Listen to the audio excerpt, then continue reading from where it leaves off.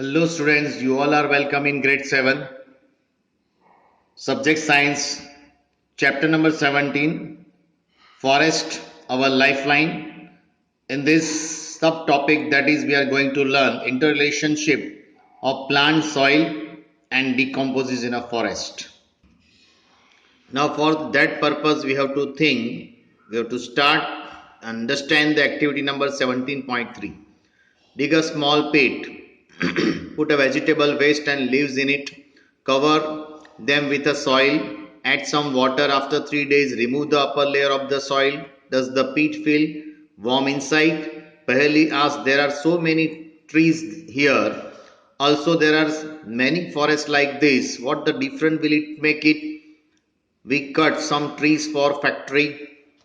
Professor Ahmed said, you have read about the autotrophs, heterotrophs and saprotrophs. You have learned how green plants produce food.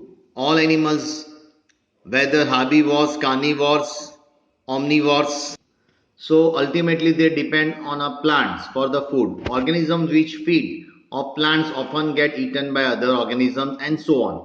For example, grass is eaten by insect which in turn it is taken by frog. The frog is consumed by snakes and this is said to form a food chain, right? So grass, it is eaten by insects, then eaten by frogs, then eaten by snakes and eaten by eagles. So many food chains can be found in the forest. All food chains are linked. If any one of the food chain is disturbed, right, it affects other food chains and every part of the forest is dependent on the other parts. So if we remove one component, say trees, all other components would be affected. It means that all the organisms, they are interlinked to one another, right?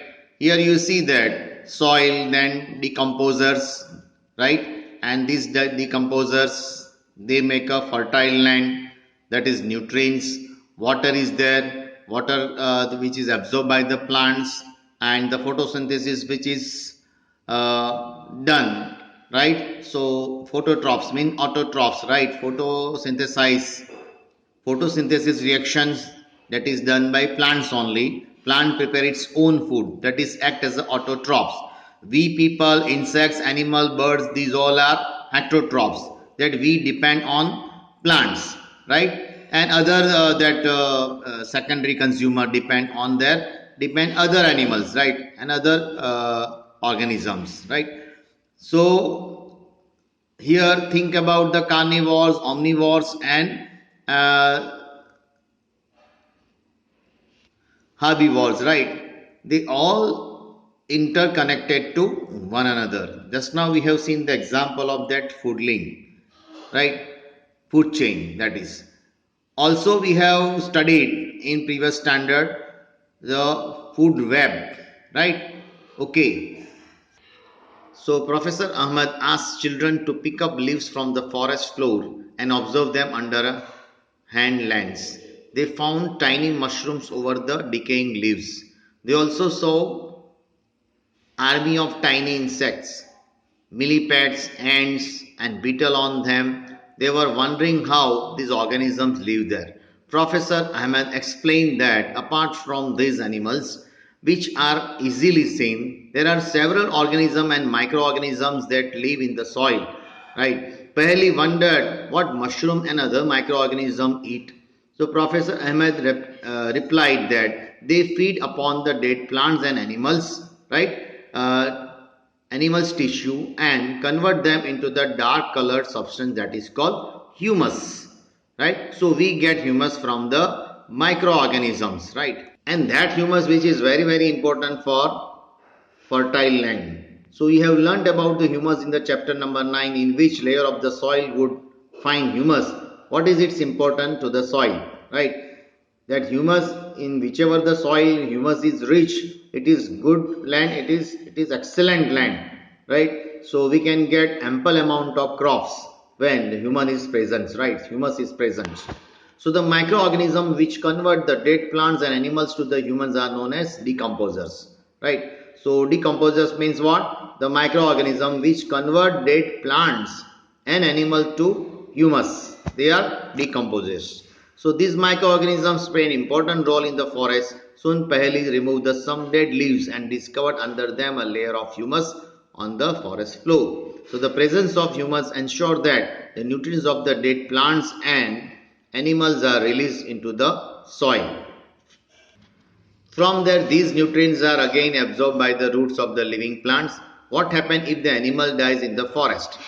Sheila asked. Tibu replied that the dead animals become food for the vultures, crows, jackals, and insects. In this way, the nutrients are recycled, right? Or cycle. So nothing goes waste in the forest. Okay. So Paheli reminded for the Professor Ahmed that he had not explained why forests are called green lungs. Professor Ahmed explained that plants releases oxygen through the process for photosynthesis. So the plants helps to provide oxygen for animal respiration. They also maintain the balance of oxygens and carbon dioxide in the atmosphere. You can see the figure over here, that balance of oxygen and carbon dioxide in the nature, right? Plants utilizes carbon dioxide and gives us oxygen in the atmosphere, and that oxygen we take, means animals, in animals, that human beings, birds, animal, plants, insects, all come, right? So you see that these animals uses oxygen, again it releases carbon dioxide, and that carbon dioxide takes by plants. This cycle is going on and going on. In this way, the oxygen balance in the nature. Children show clouds forming in the sky. Wujo recall what he had learnt about the water cycle in the class 6. Trees take in the water from their roots and releases water vapor into the air through the evaporation, right? So the in water cycle we have studied just now that the water evaporation is the first step. If there were a fewer trees, how will the water cycle be affected? Tibu told them that the forest is not just home to the plants and animals. Many people also live in the forest. Some of belong to different tribes.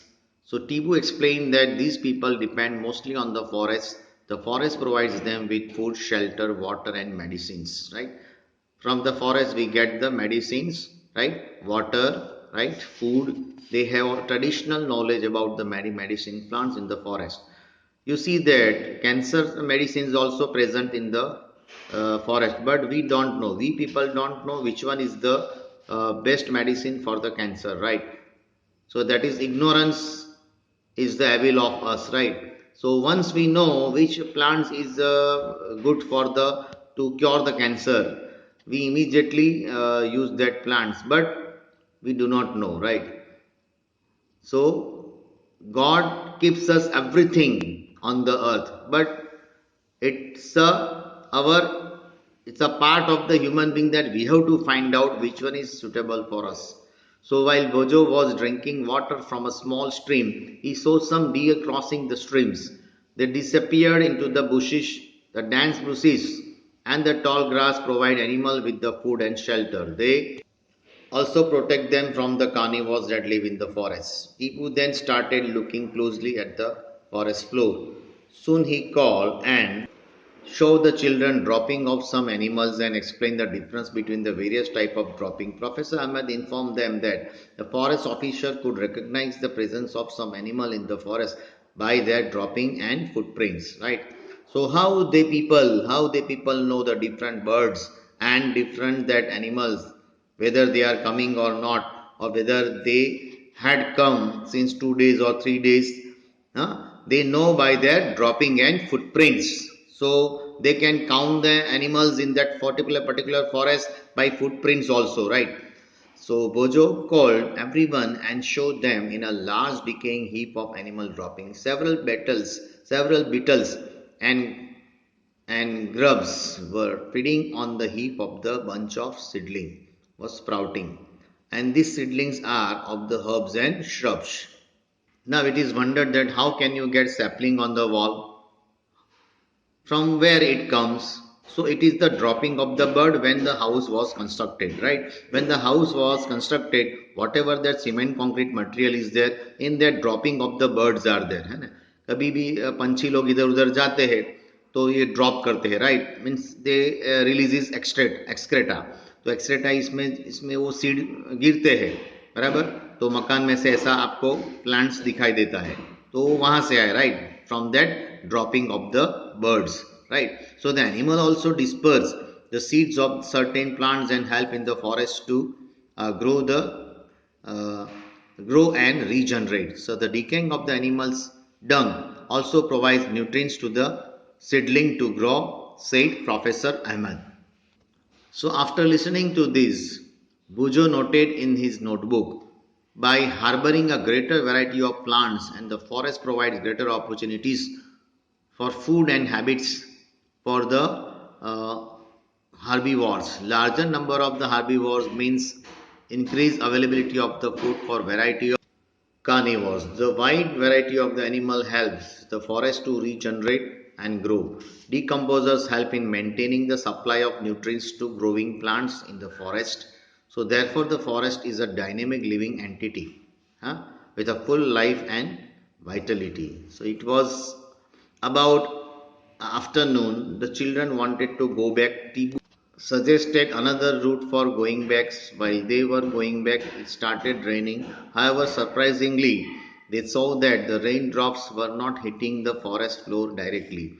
The uppermost layer of the forest, that is, forest canopy, intercepted the flow of raindrops, and most of the water was coming down through the branches and the stem of the trees.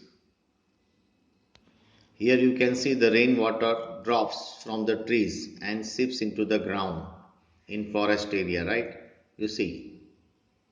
Here you can find the rainwater cycle in forest area, right? Now here the close canopy and many layers of vegetations slow down the speed of the raindrops. Then transpiration is done and evaporation is done. Okay. Here you can find out the water table is recharged, right? So the covered ground with the decaying materials act like a sponge, right? The root system help in water to seep down in the ground, right? And hence the water table is recharged in forest area.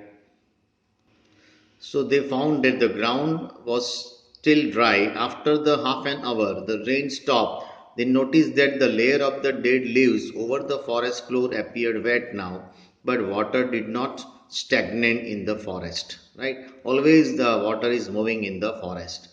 So Bujo thought that if it had rained so heavily in its town, it would have flooded in the drain and roads. So what would happen if the rains heavily in your town? Professor Ahmad told them that the forest also act as a natural absorber of the rain water. बराबर? जब forest होगा तो वो क्या है, पानी को absorb कर देगा. They are natural absorber rain water and allows it to sip and it gets the water table recharge well. It helps maintain the water table throughout the year. So forest not only help in controlling the floods but also help to maintain the flow of water in the stream so that we get a steady supply of water. On the other hand, if the trees are not present, rain hits the ground directly and may flood the area wooded. Means the whole that main first layer, means the humus layer, it will be gone, it will be flown away. So forest that keeps the this earth, it keeps and maintain the nutrients on the earth. So roots of the trees normally bind the soil together, but their absence of the soil is washed away or eroded. You can find the soil erosion, right? When the forests are not there, then you can find soil erosion. So the children spent an hour Tibu's village. On their way back, the weather of the village was quite pleasant. Villagers told them that due to the surrounding forests, they receive good rainfall. The air also remained cool. Noise pollutions to it less because, right, the forest absorb the noise of the nearby highway, right? Trees absorb that noise, right? So we can free from that noise pollutions. The children learned about the history of the village. It surprised them that the village and the agriculture fields of that area were created after clearing the forest about 60 years. Tibu's grandfather told them that when he was young, the village was not as large as it was now. So it was also surrounded by the forest, construction of roads, building, industrial development, and increasing demand of the wood created pressure on the forest.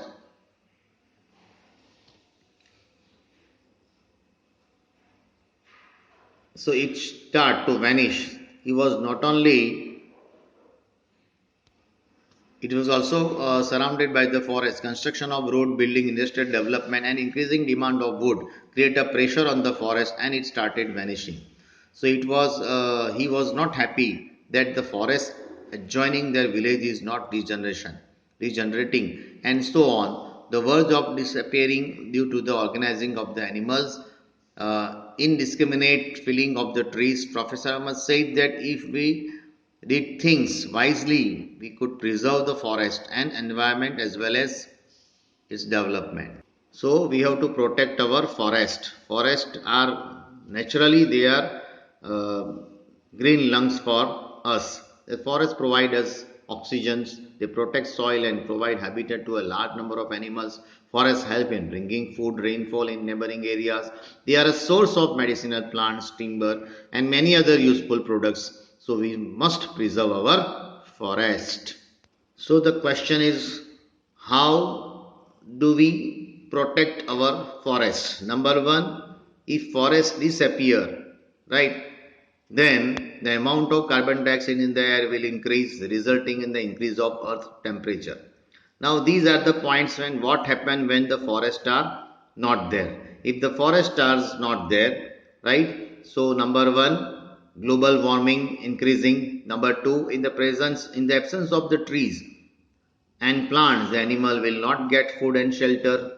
Third point, in the absence of the trees, the soil will not hold the water, means erosion takes place, more and more amount of erosion takes place, which will cause the floods. Deforestation will endanger our life and environment. Think what can we do to preserve our forest.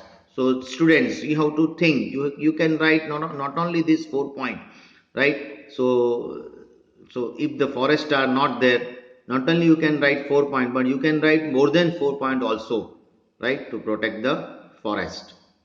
So here you can make the project, right? How do we increase the forest or to protect the forest? What should we do? Okay, so you can enlist the points on a project paper and prepare for that science enrichment activity. So here this chapter is over. Next time we will think about it, these extra videos and notes and worksheet. Thank you. Have a nice day.